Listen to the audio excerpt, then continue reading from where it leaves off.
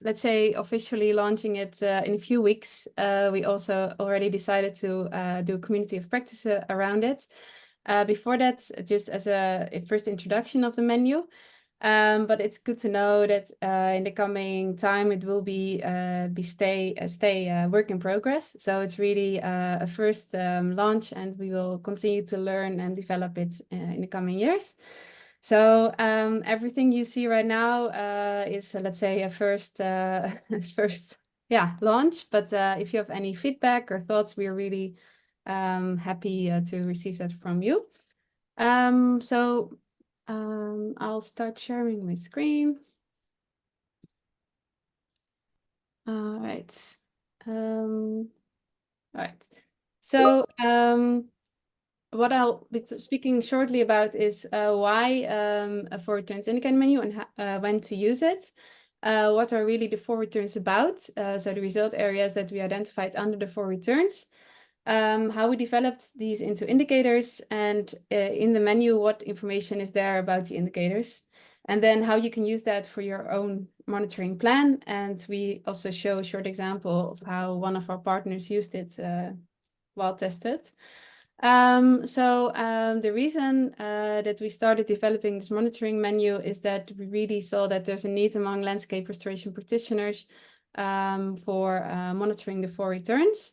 Firstly, among our own partners, but also I think more broadly.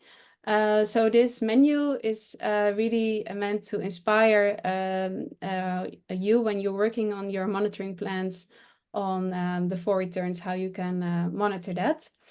Monitoring, we really see then as part of MEL, so monitoring, evaluation, and learning. When you start working on this, is actually, you can see the 5 elements that we are working with within our landscapes. It's actually only the let's say last phase that during implementation of the landscape plan or your project, you also develop your monitoring plan. But yeah, I mean, monitoring is just part of MEL. So we're not speaking to everything that you can do around this, but it's just the first step, let's say, how to monitor, which you can obviously use to show progress and the impact of your activities. Also helps you to adapt while you're working and learning also about what you're doing. And with that information, you can also encourage others to replicate successful projects and inspire, hopefully, stakeholders to also start engaging or maintain their engagement. So funders or likewise organizations.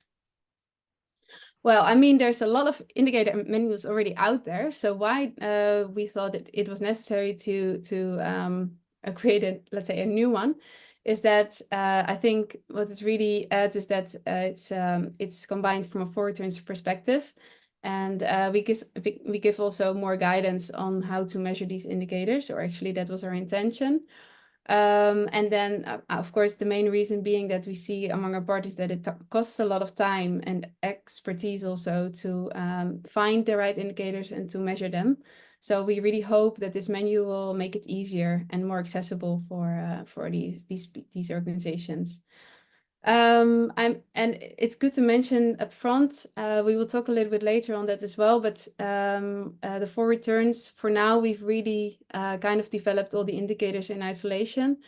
So this monitoring menu does not yet really provide any guidance to really measure the interaction between the returns. And that is, of course, our vision is that by working holistically, you can create a bigger impact. So that's for us also really the next step is to start thinking about how to measure that and how we can make that also more accessible and easier for our partners. But yeah, I like I said, this is maybe just the first step to see how each of the returns can be measured. And it is also really our aim to align with other relevant frameworks. So we already show in the current menu the relation to other frameworks that are out there. And we really also, that is our main aim to keep aligned to that as well. So what are the forward returns about? I think when we started working on this indicator menu, that was actually a really important first step, is to identify all the themes and the sub-themes that the forward returns address. So these have been developed in consultation with a lot of different actors. So internally, externally, we did all kind of interviews to discuss what do you think are the 4 returns about. And I think natural return maybe is the most straightforward one when we talk about ecosystem restoration.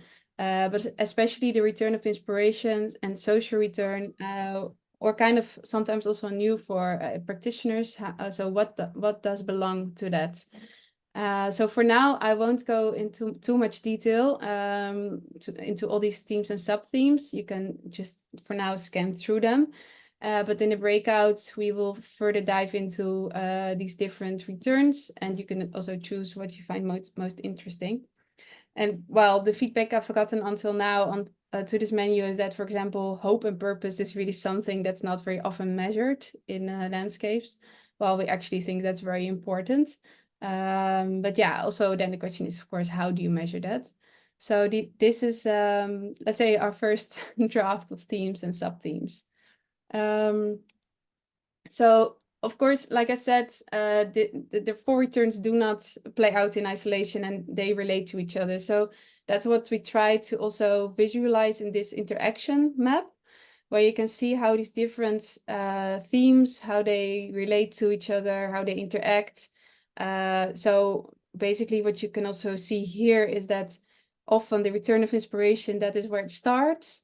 And that then leads into a change of practices that then create the returns on the natural return. And then, yeah, I mean, the financial return is often also strengthening that, and social return is also created through that. So, I mean, this is just the first exercise where we try to kind of put that on paper. And this is also something that we want to go test and research in the future to really see how and whether this plays out the way we think it is.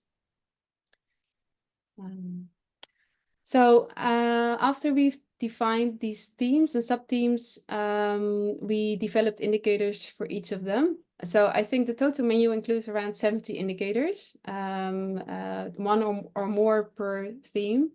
And this has really been an exercise of adding indicators and removing indicators every time, considering, do we think this is really core to the 4 returns? And is it also feasible for our partners to measure? Because that's the partners we are working with are often limited in capacity and time and skills to do monitoring. So we've really tried to create a set of indicators where you can choose yourself how easy or difficult you want to make it for yourself. And that is also the reason we included also outputs, so more direct result indicators and impact indicators, which are generally more difficult to measure. So in this search for indicators, we've really looked around and checked other frameworks out there to relate to that. So especially, for example, natural return is already on many indicators, so we tried to make use of that. And also looked into scientific literature to see how, especially these kind of social constructs, how they can be measured. And then we adapted these often to make it a little bit more easy to measure. I must say these indicators are all just suggestions. So, I mean, there's so many indicators out there that, of course, you can choose yourself to take other indicators and you can adapt them, you can contextualize them, or just pick other indicators. So like I said, it's really just to inspire you, but hopefully it really provides some guidance for you. When we started out with this search for indicators, and we saw there's so many, we thought, okay, maybe it's good to maybe take a few that we think are really feasible and really relevant to measure. So therefore, a few indicators, like around 12 indicators, we put as recommended in the menu. So if you really don't know where to start, you could just start with that. And probably they are also quite generic, so they're quite useful to look at. And then most of the indicators, especially on the outcome and the impact level, it's actually, before you can see the change, you need to measure it 2 or 3 times. So do a baseline and follow up. So that's also good to know. Like I said, this will be continuously adapted, so really let us know if you have any feedback. For example, if you miss a very important result area or you miss an indicator, let us know. What information you can find about the indicators? Of course, it depends on the indicator what is relevant, but these are basically the different pieces of information that we try to pile up on each of the indicator that is in the menu. So we try to we define the terminology in the indicator. We suggest a methodology and explain how it works. There's a unit of analysis for each indicator. We explain why we think this is relevant to monitor, the rationale. And then we also suggest a frequency, and we show what you can, or we suggest some breakdowns. For example, is it interesting to see the difference between men and women or between certain groups in the landscape? Then we show what source or framework we used for the indicator, and we also pre-created some possible questions. So especially when you do questionnaires or interviews, which are two methods often used in the menu, we kind of created these questions for you. Of course, you can use them or not, that's up to you. But yeah, based on, let's say, scientific skills out there, we created these questions. So how can you use the menu for yourself? Well, of course, you start off with your landscape plan and activities. That's really the basis, and you determine in your landscape plan what are the key results you want to see over the years. And I think it's also good to mention that it's really good to think upfront about what is the purpose for monitoring, how are you going to use the data, and to also involve your stakeholders in that. So ask them what they think is relevant to monitor. So it could be the partners you are working with, your staff, or your funders, or anyone you think is relevant to consult. And there's basically two ways to use the menu, not very different, but maybe just good to point out that you could just start with those relevant themes that you're working on, the key results you want to create, and look in the menu what themes and sub-themes relate to that, and see what indicators are in there for that. But you could also just scan through the whole menu and see what indicators are there and let that inspire you. Actually, you can export, select indicators and export an overview of that. As I will show you shortly how that works. And then I think it's really good to also do a baseline to test the indicators where they actually are. Do they really provide the information that you're looking for? And also do they show to be feasible to measure or monitor? So before I come to show you the menu, I just want to give you one example of how one of our partners has used the menu. So this is the Chirp landscape, which is a project in the Chhattisgarh region in India. You see some pictures of the people in the landscape and what the landscape looks like. So what the Chirp project is doing, they use the menu to report to Commonland. So together we've gone through the whole menu and determined which indicators are interesting for them to report on.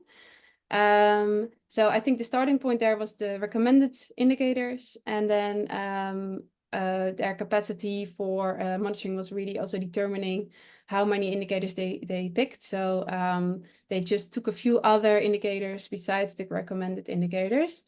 And then after that, we designed a format, let's say a database for them to fill in the data. And then all of the 6 partners that are working together in this project, they report on the relevant indicators for them on an annual basis.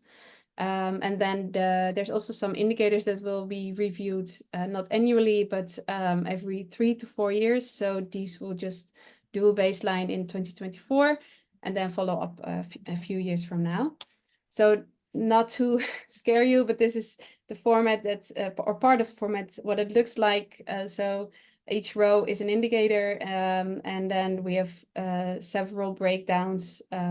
So indeed, gender, youth, what kind of stakeholders there are in the landscape, and that it just filled in over this year. Okay, so then I'm closing the presentation, and I'll just show you where you can find the menu. So when you so actually the menu is you can find it on the 4Turns platform. So to use it, you actually need to create an account for that. And there you can find all the tools that are on there, of which the 4Turns indicator menu is one. So here's basic description about it, and there's also a chapter that will more generally explain the whole menu. And then if you click on this view tool, you go to this page where there's all the indicators, you can find them. So just starting with the return of inspiration, you have a definition for that. And then we have the themes that are relevant to that. And then when you click on it, you see the sub-themes. So here's just one, and all the indicators that belong to that. As you can see, the recommended are automatically selected, but you can just unselect them if they're not relevant for you. And you can select others. And then you can save the selection and export it in Excel. So if you click on one of the indicators on more information, you see more information, like I said, all these different things that we are relevant for each indicator. So the title, the indicator, and then the definition of terms, why it's interesting to monitor this, and then some characteristics. So on what level, what is the unit that you measure, methodology we suggest, and the suggested frequency. Everything you can adapt, so nothing is, but it's just suggestions. And then we explain a little bit about how to use the methodology. And like I said, we have some possible questions you can use with the source. So that's what it looks like for all the indicators. And you can just go through the menu to see what are interesting indicators for me, and then select them. So here you can also see what level they are on. So output or a connection to the landscape theme is more everything on impact level. And that works similar for all the returns. Yeah. So I think that's it from my side. Thank you, Joanne. So now we have a couple minutes to see if there's any questions. If people have questions, you can pop them into the chat. But as I see that we did not receive that many questions yet, I would suggest we just go into the breakout rooms. So we created 3 breakout rooms, one on social and inspirational returns, one on financial returns, and one on natural returns. And I will launch the breakout rooms now, and everybody here can choose which group they want to go to. And you will have 15 minutes to dive a little bit deeper into that return. And then afterwards, we will have a new group. We'll have a new round where you have 15 minutes to join another group, so you can learn about the indicators of another return as well. I will open all the rooms now, and you can choose the group you want to go to.